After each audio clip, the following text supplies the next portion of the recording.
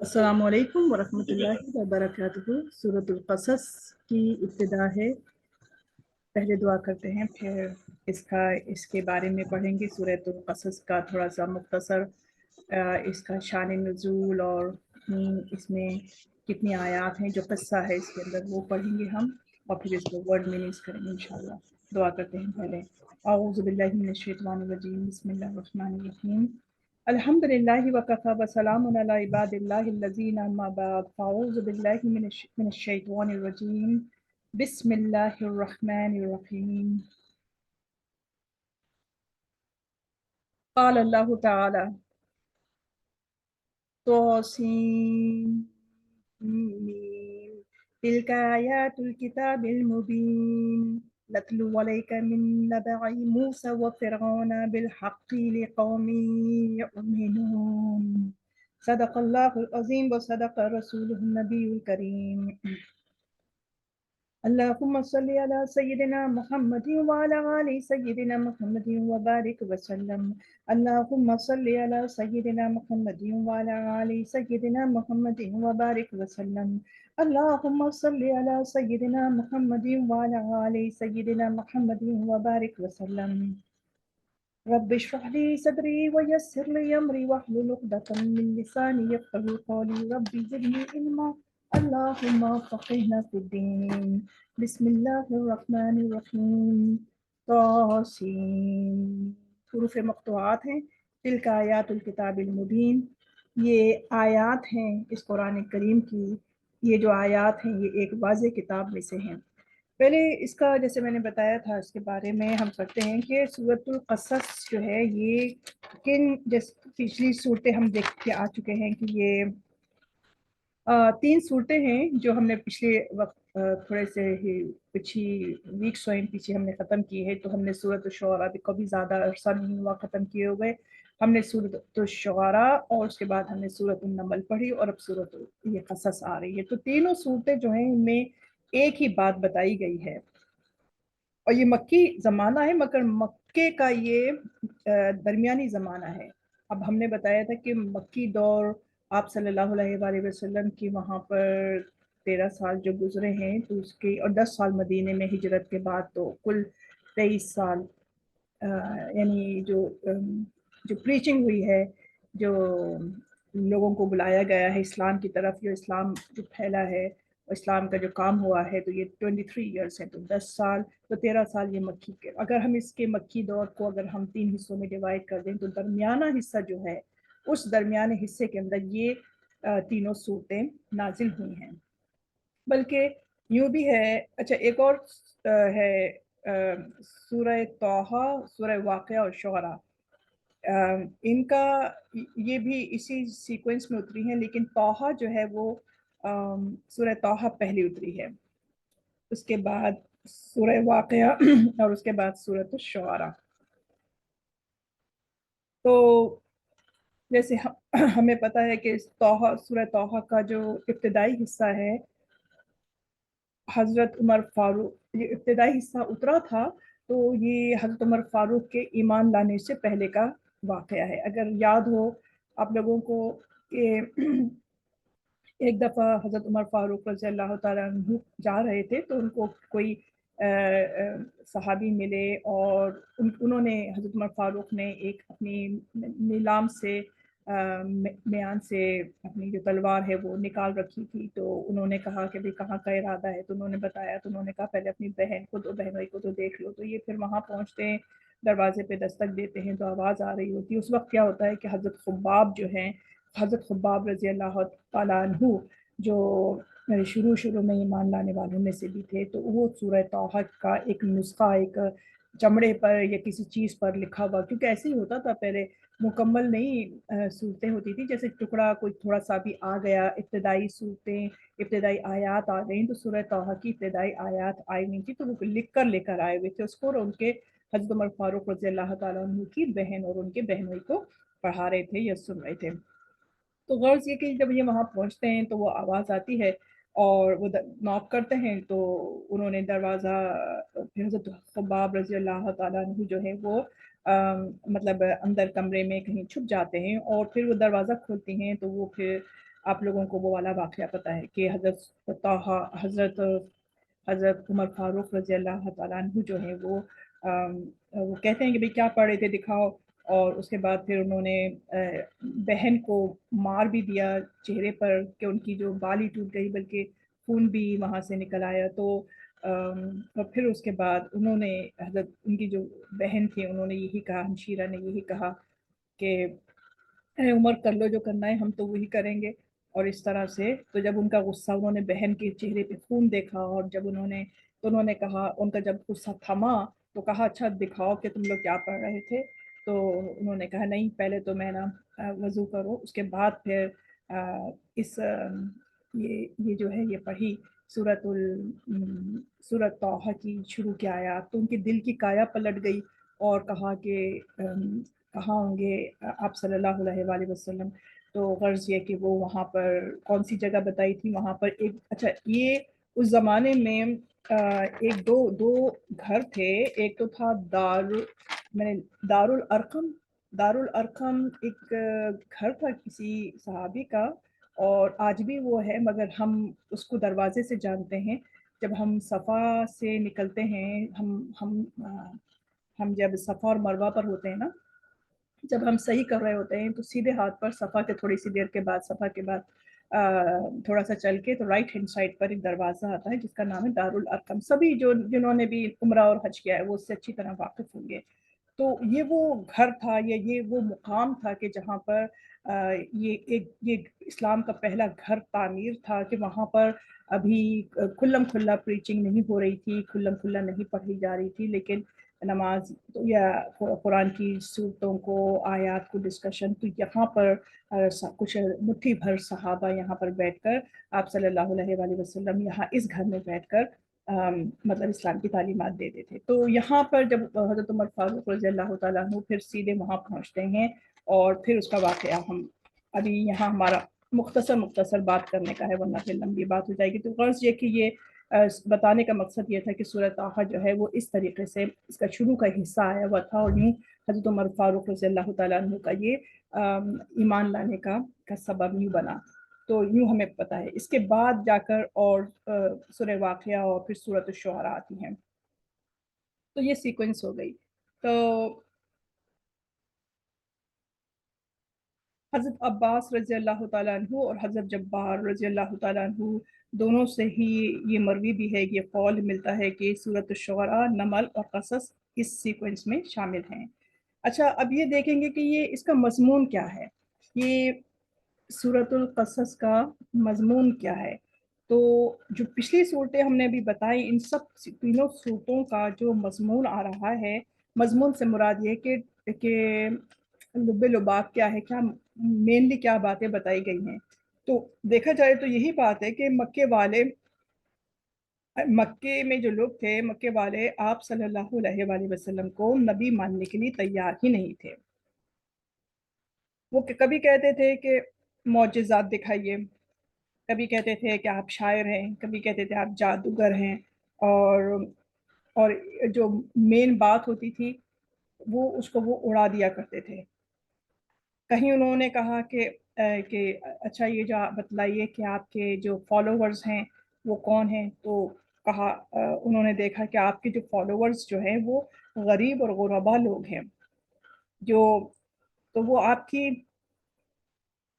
یعنی جو غریب لوگ ہیں، غریب اور غربا لوگ ہیں، وہ آپ کی بات مانتے ہیں، کوئی سردار تو نہیں ہے، لہٰذا وہ آپ کی بات، اور تو کہتے تھے کہ آپ کی بات میں کوئی وزن نہیں ہے، نعوذ باللہ. تو ہم کیسے بات مان لیں، یعنی ہم آپ کی بات کو کیسے مان لیں کہ آپ کی بات میں کچھ وزن نہیں ہے، چونکہ آپ کے جو ماننے والے ہیں وہ رؤسا نہیں ہے، وہ سردار نہیں ہے، وہ حکمران نہیں ہے، وہ ایک غریب لوگ ہیں. تو انہیں یہ خیال آتا تھا کہ اگر ہم نے یہ بات، ان کی بات مان لی تو ہم اپنی لیڈرشپ سے جائیں گے. اچھا تو ایک تو میں نے یہ بات بتا دی، کیا بات بتا دی کہ ان کا یہ لاکھ معجزے دکھا دو، لاکھ باتیں بتا دو، دل سے وہ یقین رکھتے تھے کہ قرآن جو ہے وہ کہ قرآن برحق ہے، قرآن برحق ہے. تو اس کے باوجود بھی وہ اس وجہ سے نہیں بات مانتے تھے. दूसरी उनकी दूसरी यानी उन्होंने वो किया कि भाई मौजज़ात दिखाएं और चश्मा कर दिया कि शायर है, जादूगर है, ये वाली बात। तो इन्होंने मामलात को उड़ा दिया, बात को जो थी वो उड़ा दी। दूसरी बात उन्होंने ये कहा कि हम तो सरदार हैं, तो यानी हम सरदार हैं तो हम ये वाली बात हम ये कैसे मान लें कि मतलब हम ही मान लेकर आ जाए। यानी अपने आप को वो क्या समझते थे, अपने आप को वो बहुत ही पारसा और बड़ा मुक़द्दस समझा करते थे। वो याद है कि वो जब हज पर भी जाते थे, हमने पहले भी पढ़ा है कि हज में जब वो शुरू में भी हज होता था, यानी इस्लाम के आने से पहले भी ये लोग मुशरिकीन भी हज किया करते थे। तो उनका ये हज तो यानी जिस वक्त काबा तामीर हुआ है, हज़रत इस्माईल अलैहिस्सलाम और बीबी हाजरा भी वहाँ पे, और हज़रत इब्राहीम अलैहिस्सलाम, तो उस वक्त भी यानी कि उस वक्त से भी हज शुरू हो गया था। तो आहिस्ता आहिस्ता जाके उसकी जो लोग मुशरिकीन हो गए और जो उन्होंने वो जो चीज़ थी वो सब छोड़ दिया। अरकान को भी उन्होंने मुख्तसर कर दिया। मिसाल के तौर पे जैसे मैं बताने लगी हूँ कि जो मक्के के जो मुशरिकीन थे, उन लोगों ने यानी जो सरदार थे, जो कुरैश थे, वो कुरैश अपने आप को बहुत ही पारसा और बहुत ही ऊंचा समझते थे। उनमें उनमें ये चीज़ थी कि हम जो है बड़े आला हैं।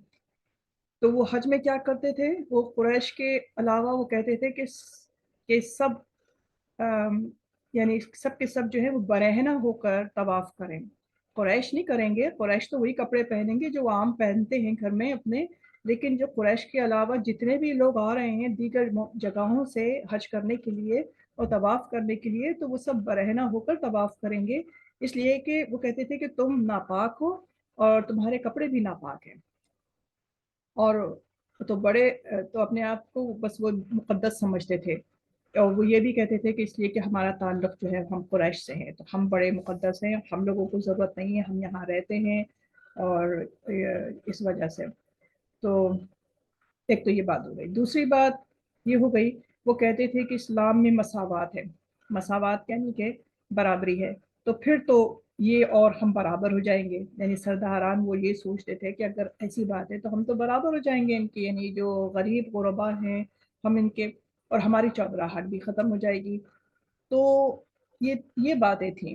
ये पीछे बाकी सब जो था ना वो तो बस यूं ही था कि आप जादूगर हैं, शायरी है, ये शायर हैं, ये किसी इंसान का कलाम नहीं। हमने पहले पीछे भी पढ़ा है कि अगर अगर नाउज़ुबिल्लाह अल्लाह ताला ये फरिश्ते हमको ये देते, ये किताब देते, तो फिर हम ईमान लाते, और हमारे पास क्यों नहीं फरिश्ता आता। और पता नहीं बहुत सारी ऐसी बातें उन्होंने कही। तो ये सारी बातें जो है ये सिर्फ उनकी हुज्जत है, बस यूं ही उनके एक्सक्यूजेस ही हैं। हालांकि वो जानते थे, मगर पीछे जो ना जहन के पीछे जो जो ब्रेन चल रहा था वो यही चीज़ थी कि अगर ये मसावात हैं और हम तो सरदार हैं, और ये जो इस्लाम जो मिल आया है ये तो गरीब गुरबा की तरफ लोगों ने उन्होंने उसको इस्लाम को कबूल किया है, तो हम तो ये नहीं कर सकते। लिहाजा हम ये देख रहे हैं कि सूरत शुरा, नमल और कसस में इन्हीं बातों का जवाब दिया गया है।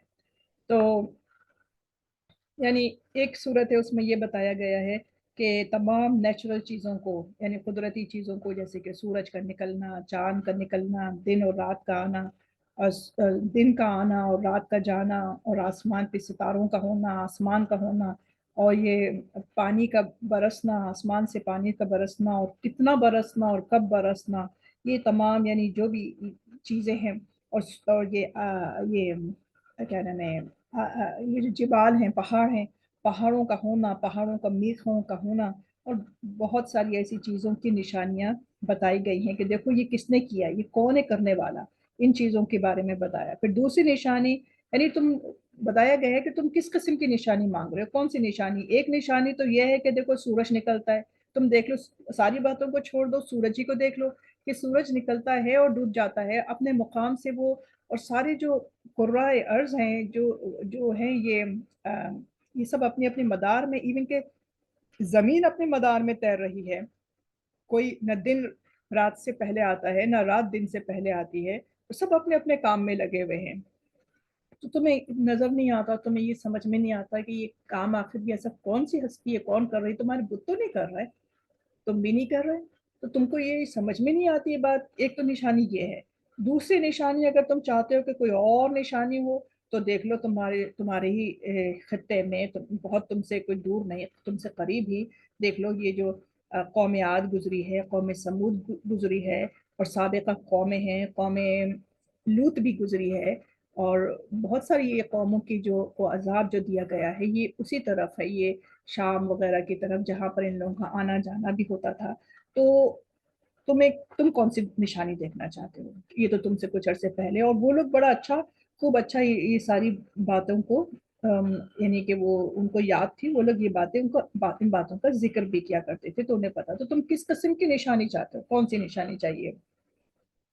کون سی نشانی دیکھنا چاہتے ہو؟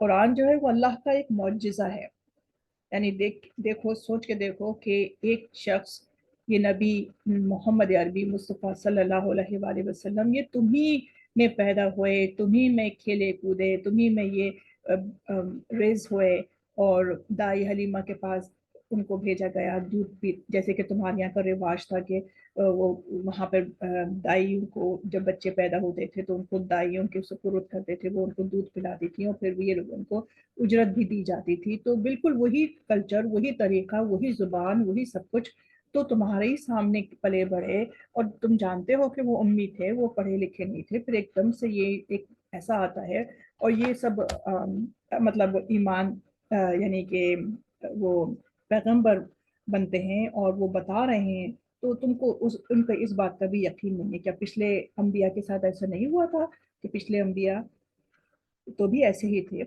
تو اصل میں بات یہ ہے کہ ان کو ڈر یہ تھا کہ ایمان لا کر ہماری دولت اور ہماری سرداری چلی جائے گی، مین گول جو تھا وہ یہی بات تھی۔ اچھا، ہم نے ابھی سورۃ النمل میں ہم نے کیا پڑھا تھا، اس میں دو واقعات ہم نے پڑھے تھے حضرت سلیمان علیہ السلام کا، کہ وہ کس کس کے اوپر حکومت کرتے تھے، یعنی درندے، چرندے، چونٹیاں، اور وہ حشرات الارض، اور وہ جنات اور ہوا، یعنی ان کی واقعی ان کی حکومت جو تھی وہ زبردست تھی، وہ کتنی چیزوں پر حکومت کرتے تھے، مگر کیا تھا، وہ اللہ کے ایک بندے تھے، وہ اللہ کے ایک پیغمبر تھے، وہ اللہ کے ایک رسول تھے، اور وہ ان میں کبر و غرور نہیں تھا، بلکہ ایک جگہ ہم نے پڑھا تھا آیت، جب انہوں نے دیکھا تھا ہم نے کہ وہ بلقیس کا تخت منگوانے کی جب بات ہوئی تھی، تو عفریت نام کے جن نے کہا تھا کہ میں لے کر آتا ہوں آپ کی مجلس کے برخاست ہونے سے پہلے، تو پھر جو ایک اور شخص تھے، تو قرآن میں اس کا نام نہیں آیا، تو انہوں نے کیا کہا تھا کہ مطلب یہ کہ میں آپ کی آنکھ جھپکنے، پلک جھپکنے سے پہلے اس کو میں لا حاضر کرتا ہوں۔ تو وہ جب لے کر آئے تو انہوں نے آپ سوری حضرت سلیمان علیہ السلام نے کیا کہا تھا کہ یہ میرے رب کا فضل ہے۔ تو میں کیا بتانا چاہ رہی ہوں کہ ان کے پاس اتنا سب کچھ ہونے کے باوجود بھی انہوں نے کوئی، چونکہ وہ پیغمبر تھے، وہ رسول تھے، وہ اللہ تعالیٰ کو کی یعنی اس بات کو تو ہر بات جو تھی وہ اللہ کی طرف منسوب ہوتی ہے کہ سب کچھ جو ہے وہ اسی کا ہے، اسی نے دیا ہے مجھے، جو بھی معجزہ جو میرے آج جو میں حکومت کر رہا ہوں چونٹیوں کے اوپر اور پہاڑوں کے اوپر اور ہواؤں کے اوپر اور جنات کے اوپر، تو یہ سب اللہ ہی کی دین ہے، یہ اللہ ہی کی بدولت ہے۔ تو ایک تو اس میں ایک چیز ہم کو یہ ملتی ہے کہ حضرت سلیمان علیہ السلام کے پاس سب کچھ ہونے کے باوجود بھی انہوں نے کس طرح سے ماشاءاللہ یہ مطلب اپنا پیغمبری بھی کی اور حکومت کی۔ دوسرا واقعہ ہمیں بلقیس کی طرف سے ملتا ہے کہ وہ ملکہ تھی سبا کی، اور وہ جو تھی وہی، وہ تو کافرہ تھی نا، وہ مشرکہ تھی، وہ مشرکانہ ماحول میں پیدا ہوئی تھی، ٹھیک ہے۔ تو حضرت سلیمان علیہ السلام تو حضرت داؤد علیہ السلام کے بیٹے تھے، صاحبزادے تھے، اور وہ بھی حضرت داؤد علیہ السلام بھی نبی تھے، رسول تھے، اور بادشاہ تھے، اور حضرت سلیمان علیہ السلام جو تھے وہ بھی نبی پیغمبر تھے اور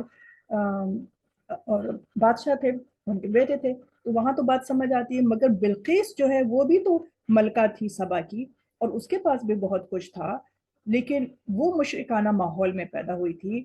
وہ اچھا، وہ عرب میں اس کی بادشاہت بڑی مشہور تھی، وہ مشرکہ تھی اور مشرکانہ ماحول میں پیدا ہوئی تھی، اس کے گھر والے سب ہر وقت یعنی گھر کا ماحول، باہر کا ماحول، ہر چیز، مگر اس کے باوجود اس میں کیا چیز تھی کہ وہ اپنی خواہشات کی، یعنی وہ کہ وہ اسلام کیسے لے آئی، اس کو جب بھیجا گیا کہ بھئی وہ جو خط بھیجا گیا کہ یہ سلیمان کی طرف سے ہے، بسم اللہ الرحمن الرحیم، اور یہ کہ تم فرما بردار ہو کے چلی آؤ، اور تم یہ کہ تمہیں نہ چڑھائی کرنے کی سوچنا نہیں، مفہوم بتا رہی ہوں، تو انہوں نے وہ فرما بردار ہو کر چلی آئی.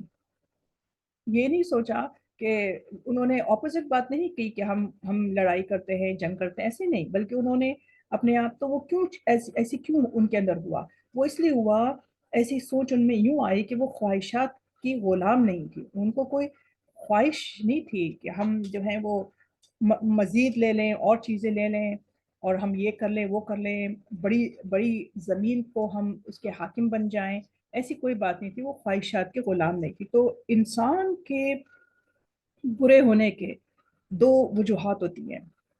انسان کے جب انسان کوئی برا ہو جاتا ہے، یعنی کوئی شخص برا ہے، اس کی کیا وجوہات، اس کے دو ریزنز ہیں.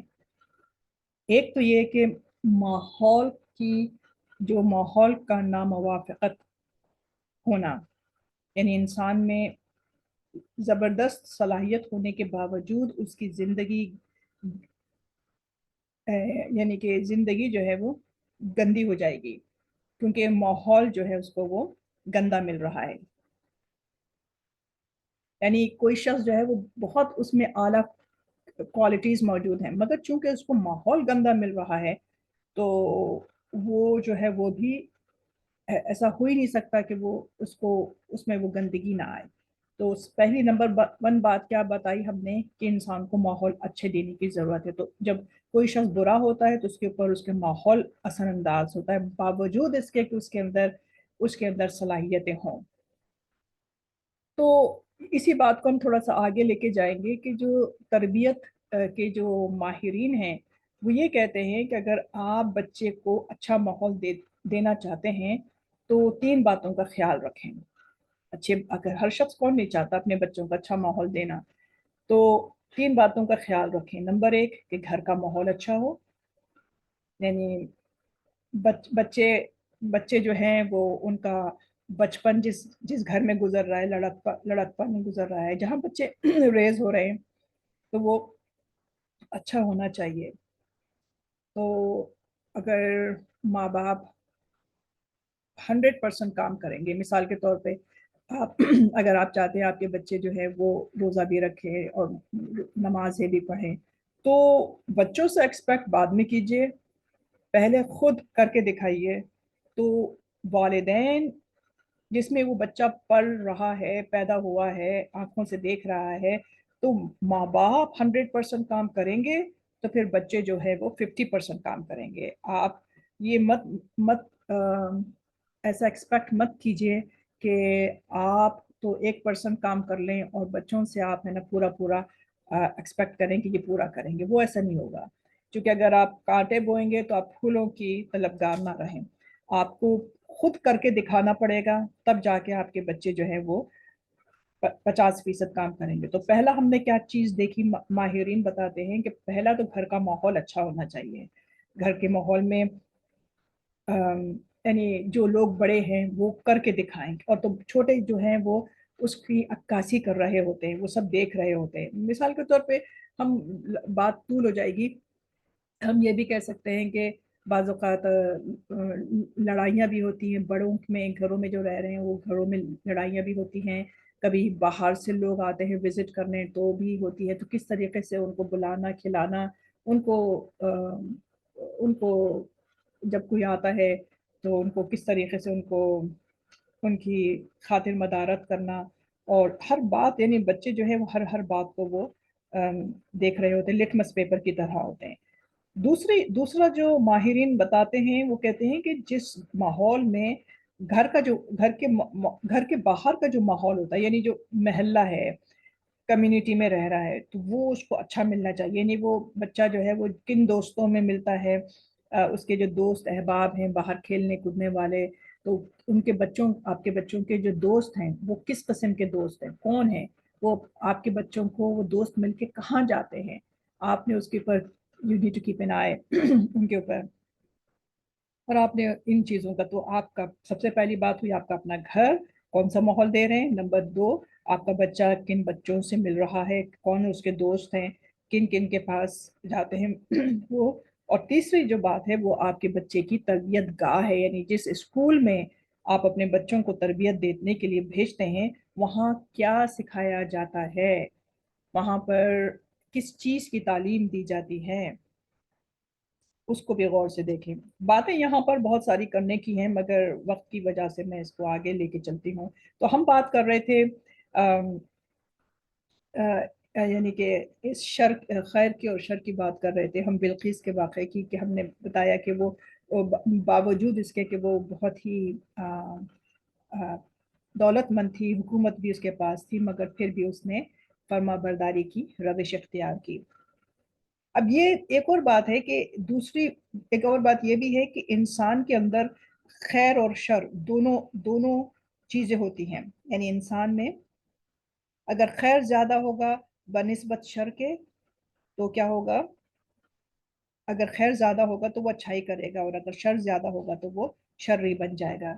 کیونکہ باوجود اس کے کہ اگر اس کو اچھا ماحول ملتا پرووائڈ کریں گے تو اگر شر اس پر غالب آ جائے تو اگر کسی شخص پہ اگر شر غالب آ جائے تو آپ باوجود اس کے کہ آپ اس کو 10 باتیں بتا دیں وہ شخص جو ہے وہ شرری کام کرے گا،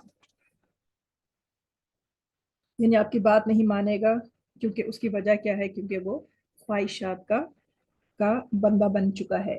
تو ملکہ سبا باوجود اس کے کہ برا ماحول تھا اس کا مگر وہ خواہش کی بندی نہیں تھی. تو جب حق اس کے سامنے کھل گیا تو اس نے حق قبول کر لیا. بات یہ ہے کہ مطلب اس نے حق قبول کر لیا، یعنی اس کی حکومت بھی اس کے پاس رہی. اس کی حکومت یہ پوائنٹ بتانے کی تھی کہ وہ اس کو یہ فکر نہیں تھی کہ بھائی میری سرداری چلی جائے گی یا میری حکومت چلی جائے گی جیسے کہ وہ سرداران مکہ کر رہے تھے. تو یہاں جو بلقیس کا واقعہ بتانے کی وجہ ہے وہ یہ کہ دیکھو اس کی حکومت بھی اس کے پاس رہی، سرداری بھی اس کے پاس رہی، اور وہ مسلمان ہو گئی. تو اے مکے والو تم خواہش کے بندے ہو، ورنہ شاعر کہنا، کاہن کہنا اور بھی بہت سی باتیں، یہ ساری باتیں جو ہیں یہ سب ایکسکیوزز ہیں. لاکھ میراکلز دکھانے کے باوجود وہ ایمان نہیں لائے تو آخر اللہ تعالیٰ کے عذاب میں گرفتار ہو گئے. تو یہ مضمون سورۃ النمل میں گزر چکا ہے. سورۃ القصص میں یہاں حضرت موسیٰ علیہ السلام کا قصہ بہت تفصیل کے ساتھ بیان کیا جا رہا ہے. اب یہ قصہ یہاں پر کیوں بیان کیا گیا ہے؟ اس لیے کہ حضرت موسیٰ اور فرعون کے درمیان جو تنازع تھا ویسا ہی آپ صلی اللہ علیہ وآلہ وسلم اور قریش مکہ والوں میں تھا. جیسے کہ فرعون مد مقابل آ چکا تھا حضرت موسیٰ علیہ السلام کے، اسی طریقے سے قریش مکہ بھی حضرت صلی اللہ علیہ وآلہ وسلم کے مد مقابل آ چکے تھے. تو سبق یہاں پر کیا ہے؟ یہاں کیا ہمیں سبق مل رہا ہے؟ سبق یہ ہے کہ اے مکے والو جب رب کعبہ کسی چیز کا فیصلہ کر لیتا ہے تو اس کے لیے اسباب کی ضرورت نہیں ہوتی ہے. کہ دیکھو موسیٰ علیہ السلام کی پیدائش کا واقعہ، یعنی آپ اگر تھوڑا سا پیچھے جائیں تو آپ یہ دیکھیں کہ آپ صلی اللہ علیہ وآلہ وسلم امی تھے مگر اللہ تعالیٰ نے یہاں پر آپ کو پیغمبر بنانا تھا تو اس کو انہیں ضرورت نہیں تھی یہاں پر، اور وہ ماشاءاللہ وہ پیغمبر بنے. اسی طریقے سے اب یہاں حضرت موسیٰ علیہ السلام کا جو تھا کہ اور حضرت موسیٰ علیہ السلام کا دیکھیے کہ فرعون نے کیا کہا تھا کہ جس سال بچوں کو مارے جانے کا سال تھا، یعنی ایک سال وہ مارتے تھے ایک سال نہیں، تو جس سال انہوں نے نہیں مارنا تھا، قتل نہیں کرنا تھا، تو اس سال حضرت ہارون علیہ السلام پیدا ہوتے ہیں. اور جس سال انہوں نے مارنا تھا یا قتل کرنا تھا تو اسی سال حضرت موسیٰ علیہ السلام پیدا ہوتے ہیں. تو یہاں کیا بتانا مقصود ہے کہ دیکھو یہ بھی نہیں، اگر یعنی حضرت موسیٰ علیہ السلام اگر اس سال پیدا ہو جاتے کہ جس سال ان لوگ کو قتل نہیں کرنا تھا تو پھر تو کوئی بات نہیں تھی کہ بھئی پیدا ہو گئے اور نہ ہی پانی میں رکھنے کی ضرورت تھی. مگر یہاں بتانا مقصود تھا کہ دیکھو پیدا بھی اسی دن اسی سال میں ہوں گے کہ جب تم نے قتل کرنا ہے، اور دیکھو وہ والدہ ہی ان کو دودھ بھی پلائیں گی، اور دیکھو والدہ ہی جو ہے ان کو وہ پانی میں بہا کر تمہارے ہی پاس وہ بھیجیں گی، اور دیکھو تم ہی ان کو اٹھا کر اور ان کو بیٹا بناؤ گے، اور دیکھو تم ہی ان کو ہے نا اپنے پاس سے پیسہ خرچ کر کے ان کو دودھ یعنی جو بعد میں آئے گی بات آئے گی کہ حضرت موسیٰ علیہ السلام کی والدہ ہی ان کو دودھ پلاتی تھی اور فرعون کی جیب سے وہ پیسے ان کی والدہ کو جاتے تھے دودھ پلانے کے. تو کتنی بڑی بات ہوئی ہے. یعنی اللہ تعالیٰ سبب اسباب کی ضرورت نہیں ہے اس کو. وہ چاہے تو کس کو موسیٰ کو فرعون کے جو کہ دشمن ہیں ایک دوسرے کے دشمن ہیں تو وہیں پہ ان کو پال دیا وہیں پر ان کو پہنچا دیا. تو ہم یہاں پر اس معاملے کو ادھر یہ جو ہم نے قصہ بتایا اس کا تھوڑا سا شروعات بتانی تھی تو ہم اس کو یہاں پر سٹاپ کرتے ہیں اور پھر دوسری ریکارڈنگ میں انشاءاللہ ہم سورۃ القصص کی ورڈ میننگز اور تفصیل بیان کریں گے انشاءاللہ.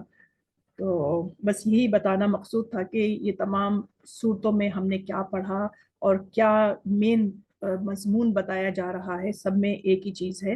اور ہم کو ان واقعات سے ہمیں یہ سیکھنا ہے کہ یہ واقعات یہاں پہ جو بتائے گئے ہیں وہ کیوں ہیں یہاں پر اور یعنی آپس میں کیا ریلیشن شپ ہے یوں بتانے کی بات ہے. یہ امپورٹنٹ بات ہے تاکہ ہم اس کو نہ صرف ورڈ میننگز کریں بلکہ ہم اس کو بھی سمجھیں کہ یہاں پر اس لیے کہ اب ہمیں نا اس میں غوطہ لگائیں گے. اب ہم آیات میں غوطہ لگائیں گے اس کو مفہوم اس کو اچھی طریقے سے اس کو ہم سمجھنے کی کوشش کریں گے انشاءاللہ. تو امید کرتی ہوں جو اس قرآن کو پڑھے اور اس کو سمجھے تو کلاسز کو جوائن کرے ورڈ میننگز کریں گے پہلے اور اس کے بعد انشاءاللہ ہم یہ اس کی تفسیر پڑھیں گے. اور اللہ رب العزت نے خود فرما دیا کہ اس قرآن کو ہم نے بہت آسان کر دیا ہے تو ہے کوئی اس کو سمجھنے والا. اور بے شک یہ قرآن جو ہے یہ بہت آسان ہے عربی زبان میں ہے اور ہماری زبان بھی اردو ہے تو ہم لوگ بہت سی باتوں کو بہت سے الفاظ کو ہم بڑے آرام سے سمجھ سکتے ہیں. تو دعا کر لیتے ہیں. وآخر دعوانا الحمدللہ رب العالمین. اللہم انت السلام و منک السلام تبارک یا ذو الجلال والاکرام. اللہم لا مانع لما اعطیت ولا معطی لما منعت ولا ينفع ذا الجد منک الجد. اللہم اعنی علی ذکرک و شکرک و حسن عبادتک. سبحان ربک رب العزة عما یصفون وسلام علی المرسلین والحمد للہ رب العالمین. حق لا الہ الا اللہ محمد رسول اللہ صلی اللہ علیہ وآلہ وسلم. السلام علیکم ورحمۃ اللہ وبرکاتہ.